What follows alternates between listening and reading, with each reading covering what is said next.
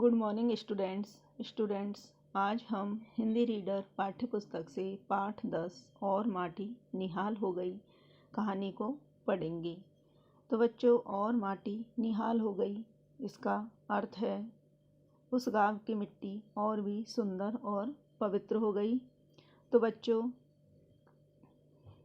आप जानते हैं कि हमारे देश में अनेक स्वतंत्रता सेनानियों की गाथा गाई जाती है, यानी कहानी सुनाई जाती है। स्वतंत्रता संग्राम में पुरुषों के साथ साथ अनेक महिलाओं का भी बहुत बड़ा योगदान रहा है, जिनमें प्रमुख महिलाएं हैं झांसी की रानी लक्ष्मीबाई, रानी चेन्नम्मा, दुर्गावती, कालीबाई आदि। तो बच्चों, आज हम इस पाठ में ऐसी ही वीरांगना कालीबाई की कहानी को पढ़ेंगे। राजस्थान के एक जिले डूंगरपुर में एक गांव है जिसका नाम है रास्तापाल। रास्तापाल के विद्यालय की हवा में गीत गूंजते थे। उन गीतों में मातृभूमि के लिए प्यार भरा होता था। इसी गांव में 2 अध्यापक रहते थे। तो बच्चों, डूंगरपुर गांव में एक रास्तापाल नाम का गांव है, जहां के स्कूल में देशभक्ति के गीत सुनाए जाते थे और इन गीतों से ही वहाँ की जो धरती है स्कूल की, वह देशभक्ति के गीत उसमें गूंजा करते थे। इसी गांव में 2 अध्यापक रहते थे। एक का नाम नाना भाई खाड़जी और दूसरे का नाम सेंगा भाई था। ये दोनों अध्यापक विद्यालय में बच्चों को पढ़ाने के साथ साथ देश प्रेम की भी शिक्षा देते थे। उन दिनों हमारा देश गुलाम था। गुलाम का अर्थ है बच्चों परतंत्र। तो हमारा देश उस समय अंग्रेजों का गुलाम था, हमारा देश परतंत्र था। अंग्रेज सरकार भारतवासियों को तरह तरह से सताती थी कि अंग्रेज सरकार भारतवासियों को तरह तरह से कई तरह की यातनाएं देती थी, उन्हें परेशान करती थी। नाना भाई और सेंगा भाई को अंग्रेजों से बड़ी घृणा थी। तो जो दोनों अध्यापक थे विद्यालय के, उनको अंग्रेजों से बड़ी घृणा यानी नफरत थी। जब भी अंग्रेज गांव वालों पर अत्याचार करते, दोनों अध्यापकों का खून खोलने लगता था।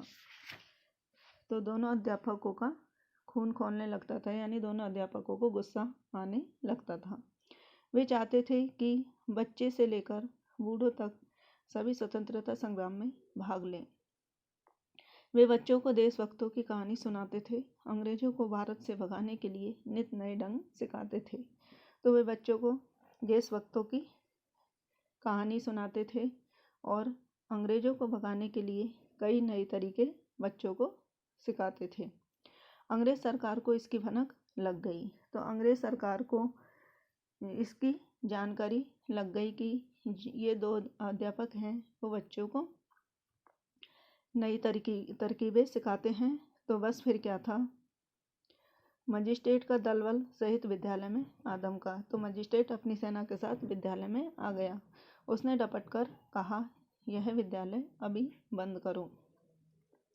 आपके कहने से हम विद्यालय बंद नहीं करेंगे, सेंगा भाई ने निर्भीकता से उत्तर दिया। तो सेंगा भाई ने बिना डरे हुए उत्तर दिया।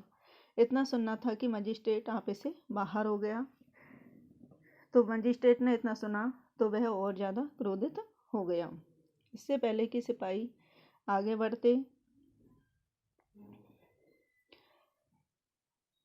आप विद्यालय अभी बंद करो, आपके कहने से हम विद्यालय बंद नहीं करेंगे, सेंगा भाई ने निर्भीकता से उत्तर दिया। इतना सुनना था कि मजिस्ट्रेट आपे से बाहर हो गया। मजिस्ट्रेट को गुस्सा आ गया। तुम्हारी इतनी हिम्मत कि तुम मेरी बात टालो, वह चिल्लाया। तो मजिस्ट्रेट सेंगा भाई के ऊपर चिल्लाया, बांध दो इसे जीप के पीछे। उसने सिपाहियों को आदेश दिया। इससे पहले कि सिपाही आगे बढ़ते, नाना भाई गरज उठे। नाना भाई तेज आवाज में बोल उठे, खबरदार, अगर किसी ने सेंगा भाई को हाथ भी लगाया तो। अभी वे अपनी बात पूरी भी नहीं कर पाए थे कि सिपाहियों ने उन्हें बंदूक की नोक से पीट पीट कर अधमरा कर दिया। तो बच्चों, सेंगा भाई थे, वह अपनी बात पूरी भी नहीं कह पाए थे कि जो मजिस्ट्रेट के सिपाही थे, उन्होंने बंदूक के हत्थे से, मूठ का अर्थ है हत्थे से, पीट पीट करके उन्हें घायल कर दिया। उसी विद्यालय में कालीबाई नाम की एक छात्रा भी पढ़ती थी। उसकी आयु केवल 13 वर्ष थी। उससे यह दृश्य नहीं देखा गया।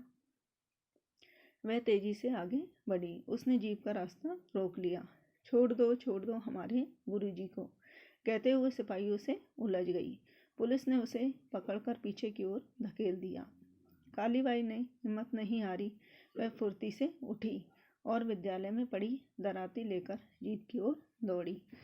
तो बच्चों, जब कालीबाई के गुरुजी को मजिस्ट्रेट ने जीप के पीछे बांध दिया तो कालीबाई ने हिम्मत नहीं हारी और वह विद्यालय में पड़ी दराती यानी हंसिया लेकर के जीप की ओर दौड़ी। आनंद फानन में उसने जीप से बंधी रस्सी काट दी। अचानक हुए इस हमले से मजिस्ट्रेट घबरा गया।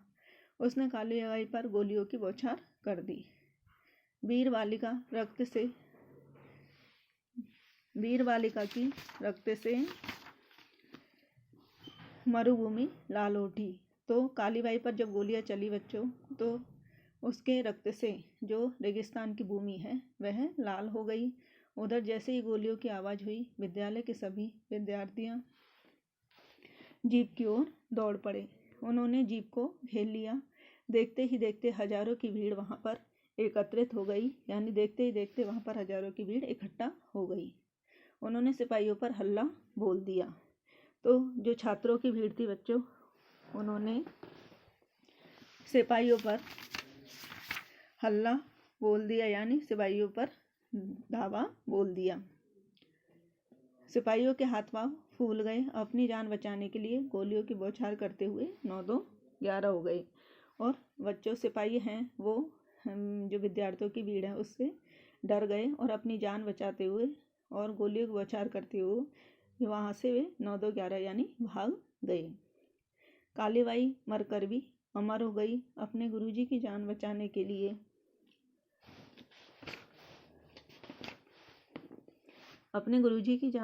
के लिए उसने मौत को गले लगा लिया, अर्थात अपने प्राणों की आहुति दे दी। देशभक्त गुरु को बचाकर उसने सच्ची देशभक्ति का परिचय दिया। इसी राजस्थानी वाला के बलिदान की कहानी आज भी राजस्थान के घर घर में गूंज रही है। कवि ने ठीक ही कहा है, जिसने मरना सीख लिया है, जीने का अधिकार उसी को, जो कांटों के पथ पर आया, फूलों का उपहार उसी को। तो बच्चों, कालीबाई ने अपने देशभक्त गुरु को बचाने के लिए अपने प्राणों का बलिदान कर दिया। इस राजस्थानी बालिका की जो कहानी है वह भी आज राजस्थान के घर घर में सुनाई जाती है। और कवि ने कहा है कि जिसने मरना सीख लिया है, जीने का अधिकार उसी को, कि देश के लिए जिसने अपने प्राणों का बलिदान दे दिया है, जीने का अधिकार भी उसी को है। और जो कांटों के रास्तों पर चलकर अपने लक्ष्य को प्राप्त करे, फूलों का जो उपहार है वह भी उसी को मिलता है। अर्थात जो कठिनाइयों या परेशानियों से संघर्ष करते हुए आगे बढ़ता है, वही अपने लक्ष्य को प्राप्त करता है। इसी तरह की बालिका थी कालीबाई, जिसने अपने देशभक्त गुरु को बचाने के लिए अपने प्राणों का बलिदान कर दिया। तो बच्चों, इस कहानी से हमें यही शिक्षा मिलती है कि हमें भी अपने देश के प्रति कर्तव्यनिष्ठ और सहयोग करने वाला होना चाहिए। आइए बच्चों, अब हम इसे माइंड मैप की सहायता से भी समझते हैं। पहला है, राजस्थान के रास्तापाल गांव के विद्यालय के शिक्षक नानाभाई खाड़जी और सेंगाबाई थे। दोनों शिक्षक स्वतंत्रता के लिए अंग्रेजों के विरुद्ध थे। मजिस्ट्रेट ने विद्यालय को बंद करवाना चाहा, सेंगा को जीप से बांधना चाहा। तीसरा है, तभी 13 वर्ष की कालीबाई नाम की एक छात्रा अंग्रेजों से उलझ गई। उसने अपनी गुरु की रस्सियों को काट दिया। चौथा है, मजिस्ट्रेट ने कालीबाई पर गोलियों की बौछार कर दी, जिससे वह वीरगति को प्राप्त हो गई। आज भी राजस्थान के घर घर में उसकी शहादत की कहानी सुनाई जाती है, यानी कालीबाई के अपने देश के प्रति, अपने गुरुओं के लिए शहीद होने की कहानी सभी जगह सुनाई जाती है। तो बच्चों, इस कहानी को आप पढ़िए। आज के लिए इतना ही। धन्यवाद।